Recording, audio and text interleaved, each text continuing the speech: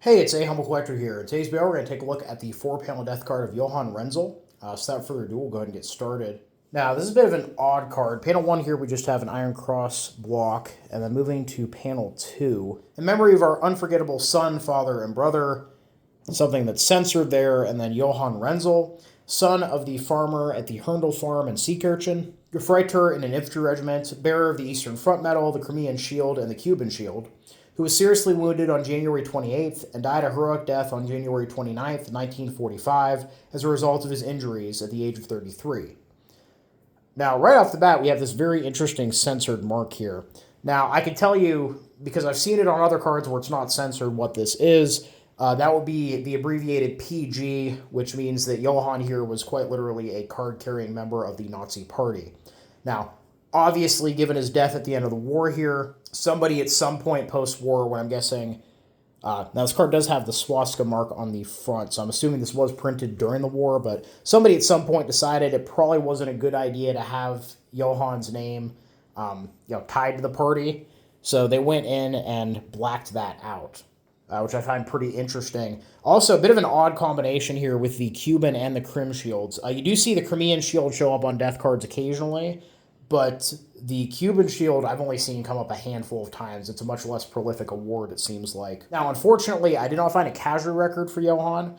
That being said, I did find a hit for him on Volksbund. He was born on February 25th, 1912 in Palting, and died in Seibusch, which is now Zwickau, Poland. And he is buried in the military cemetery at Siemianowicz-Śląsk, Block 2, Row 20, grave 1861 through 1883. Now, Zwickau, Poland, assuming I have the right one, is just south of Auschwitz-Birkenau. In fact, you can see on the map here how close together they actually were. And it would actually be liberated the day before he was wounded on January 27th.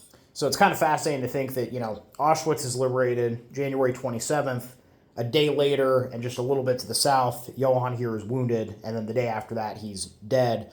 And at some point in the following months, his family prints these death cards, and then after they're printed, decides, we don't want that PG on there, and then has it blocked out. Now, this is done pretty thoroughly. I shined a light through here, and I can't get any, what's left of the PG to show up, through the light. You can kind of get a glimpse of it in the light there, see? Yeah, PG. But, if I shine a light just straight through the back, you can't see it at all. And it's, like I said, pretty well done. They might have actually had the printer do that. I'm not 100% sure. Now, moving to the bottom of panel 2 here. We cannot see you die, nor stand at your grave. Your grave is far away. Our pain is deep. Now rest in peace, you faithful heart. And Johann's picture is actually pretty interesting here. So, even though the card says he was in an infantry regiment, I feel like that's got to be a Edelweiss for a Geberjäger on the side of his cap there. Not 100% sure on that, but that would seem to be the case. At least I can't imagine what else that would be on the side there.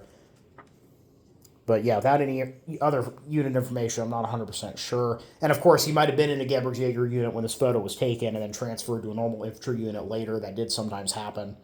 But I thought it was worth pointing out. And moving to the bottom of panel 3 here. You were so good, you died so early. Whoever knew you will never forget you. And moving to panel 4.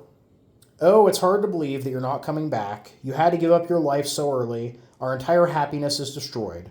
You were so good, you died so early. You were everything to us. We will never forget you. So yeah, fascinating card for several reasons.